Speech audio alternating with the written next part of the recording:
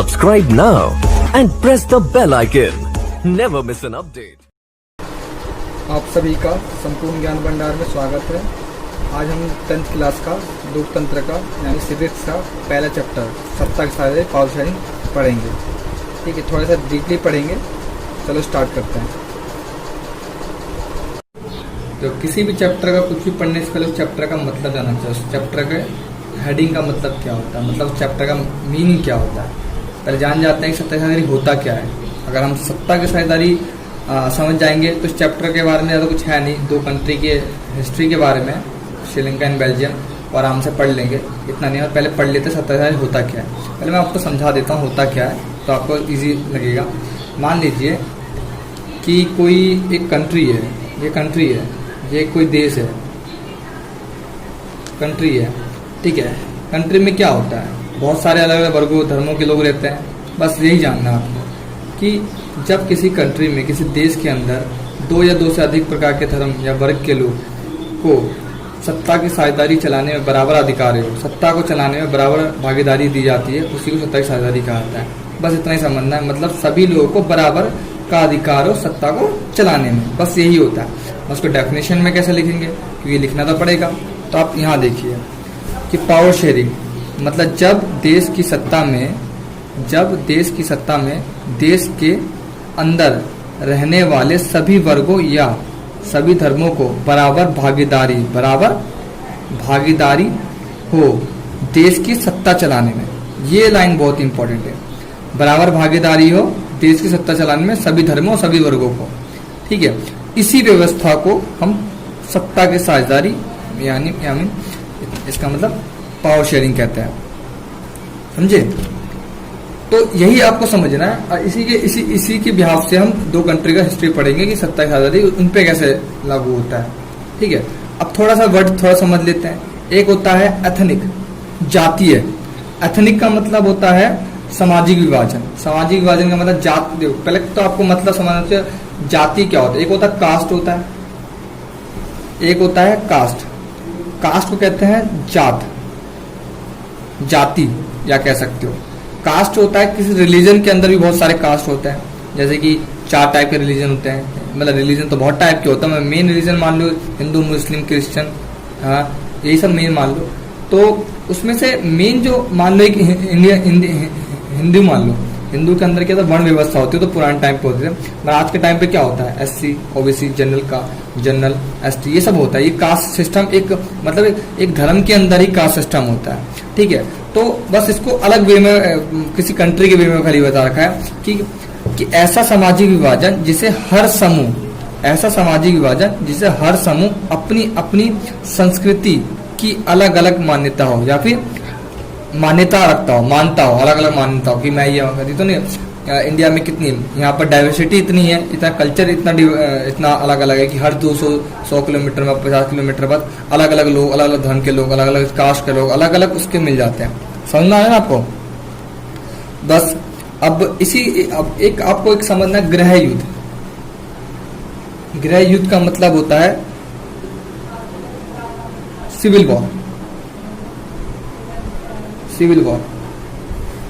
War. इसका थोड़ा सा एग्जांपल देता हूं मैं, कैसा होता है। मान लो एक घर है जहाँ फैमिली रहती है। कैसी रहेगी, मतलब पेरेंट्स रहते हैं, माता पिता रहते हैं, बच्चे रहते हैं, तो सही रह रहे हैं। आपस में फिर एक दिन लड़ने लग गए, बच्चे आपस में लड़ रहे हैं, माता पिता आपस में लड़ रहे हैं। इसी को कहते हैं गृह युद्ध, घर के अंदर युद्ध, इसी को कहते हैं गृह युद्ध। इसको बड़े पैमाने पर पढ़ते हैं।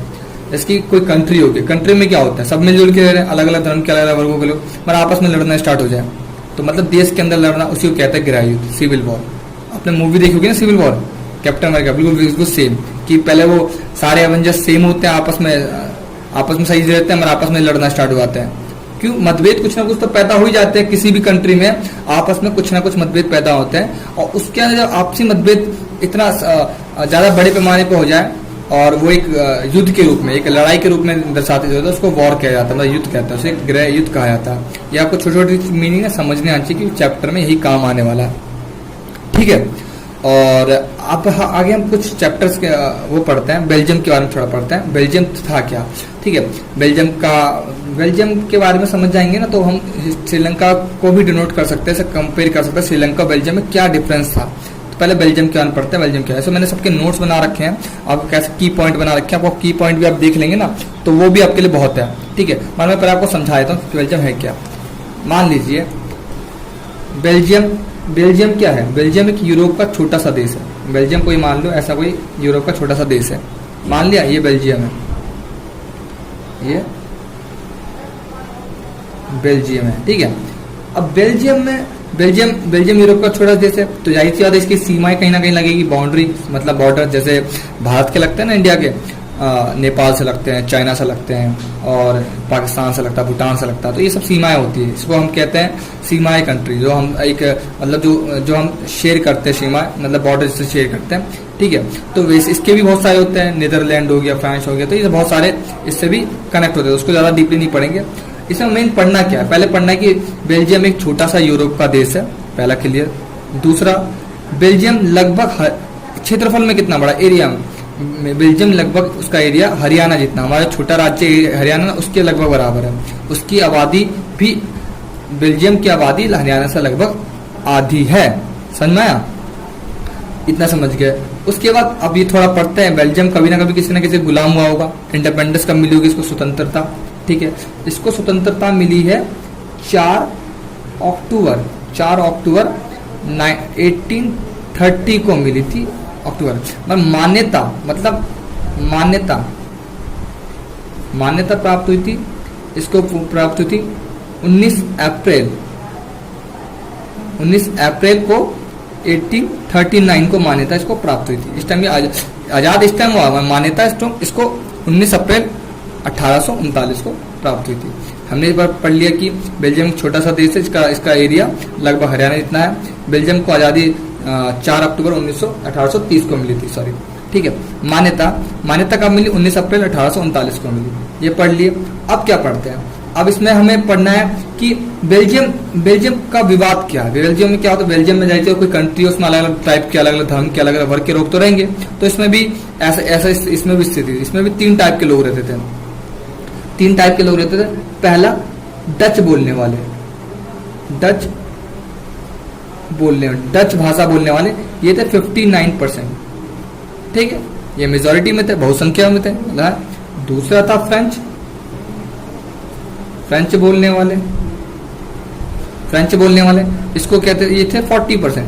और थर्ड था जर्मन बोलने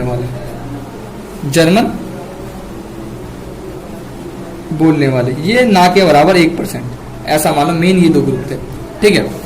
अब देखो बेल्जियम, मान लो ये जो नॉर्थ पार्ट है ना, इसका नॉर्थ पार्ट, ये जो उत्तरी भाग है, ठीक, ये इसकी राजधानी मानो ब्रुसेल्स है इसकी राजधानी। और जो उसका नॉर्थ पार्ट है, यहाँ पर रहते थे डच, इसे कहते हैं फ्लेमिश कहते हैं, ठीक है, इसको क्या कहा जाता है, फ्लेमिश। और जो साउथ पार्ट में रह जाता है इसे कहते हैं वलोनिया, ठीक है। साउथ पार्ट में फ्रेंच लोग रहते थे, इसे कहते हैं वलोनिया। नॉर्थ पार्ट में रहते हैं डच, इसे कहते हैं फ्लेमिया। और जो साउथ पार्ट में रहते हैं इसे वलोनिया कहते हैं, फ्रेंच लोग रहते थे, ठीक है। ये समझ में आ गया, मतलब मेजोरिटी में थे ये डच और फ्रेंच थे माइनॉरिटी में नहीं कह सकते, मतलब थोड़ा 19% का तो कम है, बहुत ज्यादा होता है ये भी, ठीक है, इतना था। अब क्या हुआ कि इनमें मतभेद होंगे, जैसी बात है, आपसी कुछ ना कुछ तो होंगे। डच क्या थे, जो डच बोलते थे ना, डच लोग ना ज्यादा पढ़े लिखे नहीं थे, मेजोरिटी में तो थे, हमारी आबादी में तो ज्यादा पढ़े लिखे नहीं थे। और फ्रेंच वाले पढ़े लिखे प्लस अमीर थे, ये ज्यादा मतलब उतने अच्छे खासे पढ़े लिखे नहीं थे, थोड़े होंगे तो वो है, ज्यादातर ये अनएजुकेटेड थे और ज्यादातर ये इनकी पॉपुलेशन तो ज्यादा थी। तो इन दोनों में आपस में मतभेद होने लगे कि लड़ाई। तो यहाँ अब क्या हुआ, यहाँ की गवर्नमेंट, किसी भी कंट्री को अगर डेवलप्ड होना है तो उस कंट्री में सबसे पहला होता है कि उसमें युद्ध ना हो, गृह युद्ध ना, आपसी मतभेद ना हो, आपसी सब मिलजुल करें। अगर सब आपस में लड़ेंगे ना तो देश कभी डेवलप नहीं हो सकता, कभी भी नहीं, ये लिख के ले देना, ये 100% है। तो अब ये जाहिर, इन दोनों में मतभेद तो पैदा होंगे अपनी जात कास्ट के लिए, धर्म के लिए, भाषा के लिए होंगे। तो यहाँ की गवर्नमेंट ने क्या करा कि आपसी मतभेद पैदा ना हो, किसी को ऊपर नीचे ना लगे, इसलिए यहाँ पर इनकी गवर्नमेंट ने 4 बार अपने संविधान में संशोधन किए, मतलब बदलाव करे, चेंजेस करें। ये चेंजेस करे तो 1970 से लेकर 1991 तक, ठीक है, यहाँ तक हुए थे। 4 बार संशोधन हुए, बदलाव अपने संविधान में, जिससे यहाँ पर आपसी इन दोनों में मतभेद हुए। ठीक है। तो ये देखिए पूरी कहानी हो गई एक तरह से। मैंने तुम्हें बता दिया कि बेल्जियम एक छोटा सा यूरोप का देश है जिसकी आबादी लगभग हरियाणा की आधी है, उसका एरिया लगभग हरियाणा के जितना है। और उसको आज़ादी कब मिली थी? 4 अक्टूबर 1930 को, और उसकी मान्यता मिली थी 19 अप्रैल 1839 को। मैं बार बार 1930 बोल देता हूँ, 1830 है, ठीक है। 1839 को मान्यता प्राप्त हुई थी, ठीक है। ये समझ में आ गया। उसके बाद इसमें कितने अब जाहिर किया होते कितने टाइप के लोग रहते थे? डच बोलने वाले, फ्रेंच बोलने वाले, जर्मन बोलने वाले। डच थे 59%, फ्रेंच थे 40% और जर्मन थे 1%।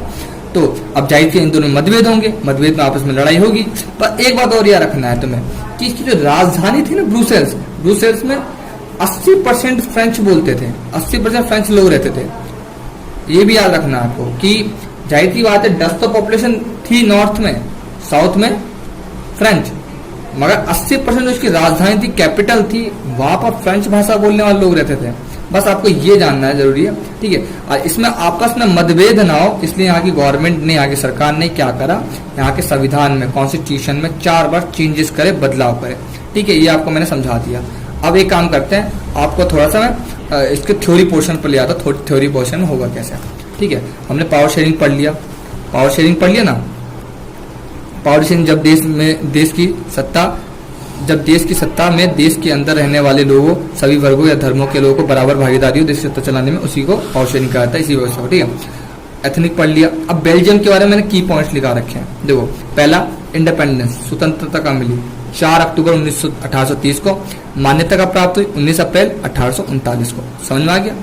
स्थिति कहाँ पर है? ये यूरोप का छोटा सा देश है, ये यूरोप का छोटा सा देश है जिसका क्षेत्रफल लगभग हरियाणा जितना है, इसकी आबादी भी लगभग हरियाणा से आधी है, ठीक है।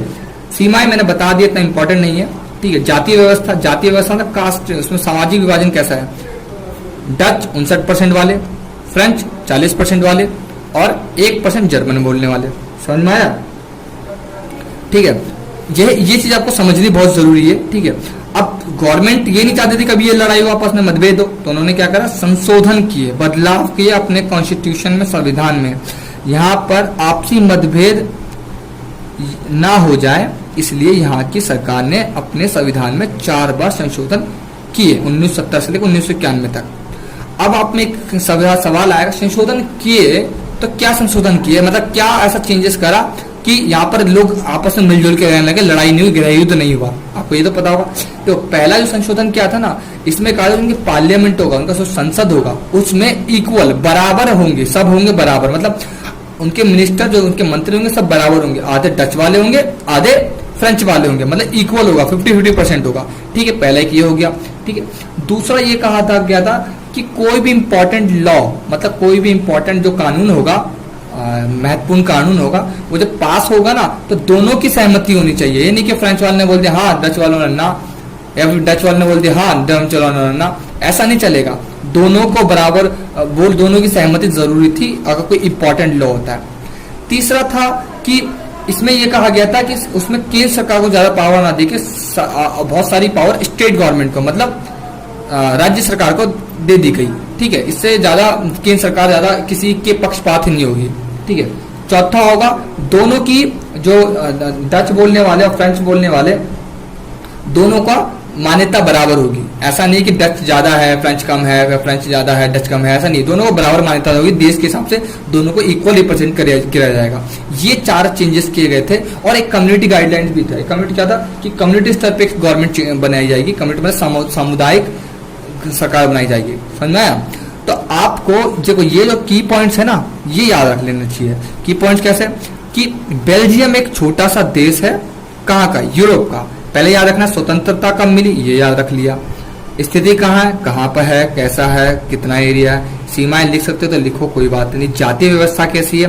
59% डच बोलते हैं, 40% फ्रेंच बोलते हैं, 1% जर्मन बोलते हैं, ठीक है। और मैंने बताया था जहां डच रहते हैं उसे फ्लैमिश कहा जाता है, और जहां फ्रेंच रहते हैं उसे वलोनिया कहा जाता है, ठीक है। थोड़ा प्रोनाउंसिएशन में देख लेना, ठीक है।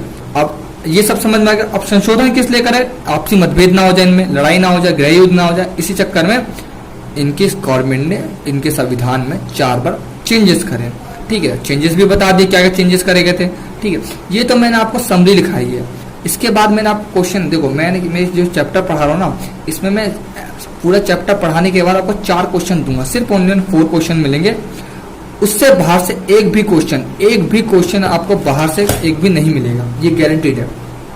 ठीक है, आज को मैं आपको बेल्जियम पढ़ा दिया, अगले जो वीडियो होगी उसके अंदर मैं श्रीलंका पढ़ा दूंगा।